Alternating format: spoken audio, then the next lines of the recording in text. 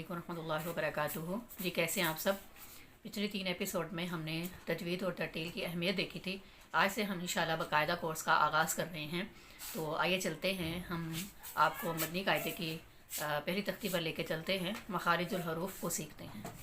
حروف کے مخارج، سب سے پہلے ہم یہ سمجھیں گے مخرج کا کیا مطلب ہے، یعنی مخرج کسے کہتے ہیں، مخرج کی تعداد کیا ہے، ٹوٹل مخارج کتنے ہیں، کہاں سے لے کے کہاں تک مخارج ادا ہوتے ہیں۔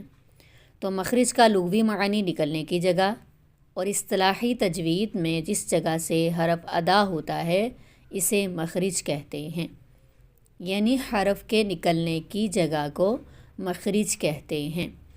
تو مخارج کی تعداد کے بارے میں ائمہ کرام کے مختلف اقوال ہیں۔ مثال کے طور پر حضرت امام خلیل بن احمد فراہیدی رحمہ اللہ علیہ اور اکثر ائمہ کرام کے نزدیک مخارج کی تعداد 17 ہے۔ اب کہاں سے لے کے کہاں تک مخارج ہوں گے؟ ہونٹوں سے لے کے حلق کے آخر تک، ٹھیک ہے، ہونٹوں سے لے کے یعنی لپس سے لے کر حلق کے آخر تک 17 مخارج ہیں۔ نمبر 1 پہ ہے مخرج کا نام، نمبر 2 پہ ہے حروف، نمبر 3 پہ ہے حروف کے القاب، نمبر 4 پہ ہے مخارج۔ نمبر 1 پہ مخرج کا نام ہے حلقی مخرج۔ حلقی مخرج 6 ہیں، حمزہ ہا، عین ہا، غین خا۔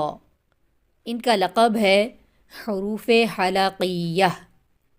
حروف حلقیہ۔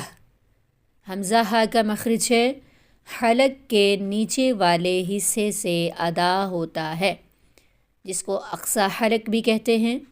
نمبر 2 پہ ہے عین ہا، یہ حلق کے درمیان والے حصے سے ادا ہوتے ہیں، ان کو وسطی حلق بھی کہتے ہیں۔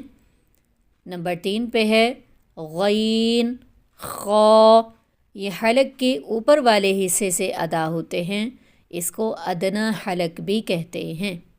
ادنی حلق بالکل زبان کی جڑ سے پیچھے والا حصہ ہے، اسے تھوڑا نیچے حلق کا درمیان والا حصہ ہے، اور اس سے تھوڑا نیچے سینے کی جانب حلق کا تیسرا حصہ ہے، اقصی حلق۔ نمبر 2 پہ مخرج کا نام ہے لسانی مخارج۔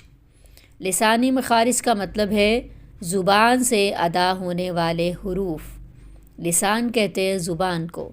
تو لسانی مخارج ہیں قاف، کاف، جیم، شین، یا، ضاد، لام، نون، را، طا، دال، تا، ظا، ذال، ثا، صاد، زا، سین۔ یہ سارے حروف زبان سے ادا ہوتے ہیں۔ لسانی مخارج میں نمبر 1 پر ہے قاف، کاف، ان کا لقب ہے حروف لہویہ۔ حروف لہویہ، انہیں حروف لہاتیہ بھی کہتے ہیں۔ قاف کا مخرج کیا ہے؟ زبان کی جڑ اور تالو کے نرم حصے سے ادا ہوتا ہے، جس کو کوا بھی بولتے ہیں اور اسے لہات بھی بولتے ہیں۔ ہماری کھانے کی نالیوں کے درمیان میں جو ہمیں گوشت کا لوتھڑا لٹکا ہوا نظر آتا ہے، جس کو ہم اپنی اردو زبان میں کوا کہتے ہیں، وہاں سے قاف کو پڑھا جائے گا اور یہ موٹا حروف ہے۔ نیکسٹ ہے کاف، جو کہ باریک حرف ہے، زبان کی جڑ اور تالو کے سخت حصے سے ادا ہوتا ہے، یعنی جہاں ہم نے کوے سے قاف کو پڑھا ہے اس سے تھوڑا منہ کی جانب زبان کی جڑ اور تالو کا سخت حصہ، یعنی تالو کا درمیان والا حصہ اور تالو کا آخر والے حصے کے درمیان والے حصے میں سے کاف ادا ہوتا ہے، کاف۔ نیکسٹ ہے جیم، شین، یا، ان کا لقب ہے حروف شجریہ۔ زبان کے درمیان اور تالو کے درمیان سے ادا ہوتے ہیں، یعنی زبان کے درمیان والے حصے کو اوپر تالو کے درمیان والے حصے سے لگا کر یہ 3 حروف ادا کرنے ہیں، جیم، شین، یا۔ نیکسٹ ہے ضاد، اس کو حرف حافیہ بھی کہتے ہیں۔ اس کا مخرج ہے زبان کی کروٹ اور اوپر کی داڑھوں کی جڑ سے ادا ہوتا ہے۔ زبان کی کروٹ ہے جو داڑھوں کے پاس والا حصہ ہے زبان کا، وہ زبان کی کروٹ کہلاتی ہے، اور اوپر کی 5 داڑھوں کی جڑ سے لگانا ہے زبان کی کروٹ کو، ضاد۔ نیکسٹ ہے لام، نون، را، ان کا لقب ہے حروف تعارفیہ۔ اس کا مخرج ہوگا زبان کا کنارہ اور ضواحک سے ثنایا تک کے مسوڑوں سے ادا ہوتا ہے۔ اب زبان کا کنارہ کیا ہے؟ زبان کا بالکل سامنے والا حصہ جو ہمارے سامنے والے دانتوں سے لگتا ہے، اور ضواحک سے ثنایا کون سے دانت ہیں؟ یعنی سامنے والے اوپر والے 2 دانت، اور اس کے ساتھ دائیں بائیں 2 دانت، اور پھر دائیں بائیں 2 دانت ضواحک کہلاتے ہیں۔ یہ بن جاتے ہیں ٹوٹل 6 دانت۔ تو 6 دانتوں کے مسوڑوں سے زبان کا کنارہ لگا کر لام کو ادا کرنا ہے، یعنی زبان کا کنارہ لام کو پڑھتے وقت پھیل جاتا ہے۔ نیکسٹ ہے نون، نون کا مخرج ہے زبان کا کنارہ اور انیاب سے ثنایا تک کے دانتوں کی جڑوں سے ادا ہوتا ہے۔ زبان کا کنارہ وہی جو زبان کا کنارہ ہم نے لام میں دیکھا ہے، اور انیاب سے ثنایا کون سے دانت ہیں؟ سامنے اوپر والے 2 دانت اور اس کے دائیں بائیں 2 دانت، اس کو انیاب کہتے ہیں۔ تو ان دانتوں کی جڑ سے لگا کر نون ادا کرنا ہے، یعنی لام کی نسبت نون میں زبان ہماری کم پھیلتی ہے۔ نیکسٹ ہے را، زبان کی نوک اور مقابل کے تالو سے ادا ہوتا ہے۔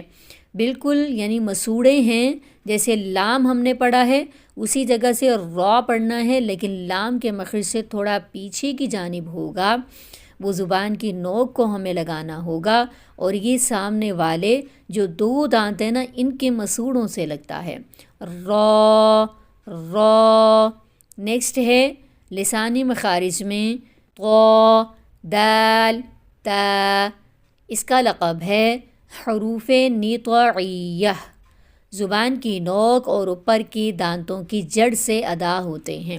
زبان کی نوک اور اوپر کے سامنے والے 2 دانتوں کی جڑ سے لگانی ہے، ٹھیک ہے۔ اس میں طا کو ہم موٹا کریں گے، طا کو ہم نے موٹا پڑھنا ہے، لیکن دال اور تا کو موٹا نہیں کرنا۔ نیکسٹ ہے وا، ذال، ثا، انہیں حروف لثویہ کہتے ہیں۔ یہ نرمی سے ادا ہونے والے حروف ہیں، سٹی کی آواز کے بغیر ادا ہوتے ہیں۔ زبان کا سرا اور اوپر کی دانتوں کے اندرونی کنارے سے ادا ہوتے ہیں، یعنی زبان کا سرا بالکل سامنے والی زبان کی جو نوک کہلاتی ہے، اس کو اوپر سامنے والے 2 دانتوں کے اندرونی کنارے سے لگانا ہے۔ یہ خیال رہے دانتوں کو جڑنے نہیں دینا، اوپر اور نیچے کے دانتوں کو آپس میں ملنے نہیں دینا، اگر مل گئے تو یہ مخرج رونگ ہو جائے گا۔ وا، ذال، ثا۔ نیکسٹ ہے لسانی مخرج میں صاد، زا، سین، انہیں حروف صفیریہ کہتے ہیں۔ یہ سٹی والے حروف ہیں۔ اس کا مخرج ہے زبان کی نوک اور دونوں دانتوں کے اندرونی کنارے سے ادا ہوتے ہیں، یعنی زبان کی نوک کو اوپر اور نیچے کے سامنے والے 2 دانت، یعنی اوپر کے بھی 2 دانت نیچے کے بھی 2 دانت، ان کے بیچ میں ہمیں زبان کی نوک کو رکھ کے انہیں ادا کرنا ہے سیٹی کی آواز کے ساتھ، صاد، زا، سین۔ نیکسٹ ہمارا آ جاتا ہے شفوی مخارج۔ شفوی ہونٹوں کو کہتے ہیں، یعنی ہونٹوں سے جو مخرج ادا ہوتے ہیں وہ ہیں فا، با، میم، واو، انہیں حروف شفویہ کہتے ہیں۔ اب فا کا کیا مخرج ہے؟ اوپر کے 2 دانتوں کے کنارے کو نیچے والے ہونٹ کے تر حصے سے، یعنی گیلے حصے سے لگا کر ادا کرنا ہے۔ اوپر والے سامنے والے 2 دانتوں کا کنارہ اور نیچے والے ہونٹ کا اندرونی گیلا حصہ، وہاں سے ہمیں لگا کر اس کو ادا کرنا ہے، فا، فا۔ نیکسٹ ہے با، میم اور واو، یہ بھی ہونٹوں سے ادا ہوتے ہیں۔ با کا مخرج ہے دونوں ہونٹوں کے تر حصے کو آپس میں ملانے سے ادا ہوتا ہے۔ با میم کا مخرج ہے، دونوں ہونٹوں کے خشک حصے کو آپس میں ملانے سے ادا ہوتا ہے۔ میم واؤ کا ہے، دونوں ہونٹوں کی گولائی سے، یعنی دونوں ہونٹوں کو گول کرنے سے ادا ہوتا ہے۔ واو۔ نیکسٹ آ جاتا ہے جوفی مخرج۔ جوفی جوف کہتے ہیں منہ کا خالی حصہ، وہاں سے 3 حرف ادا ہوتے ہیں، وہ ہیں حروف مدہ، الف، واو اور یا۔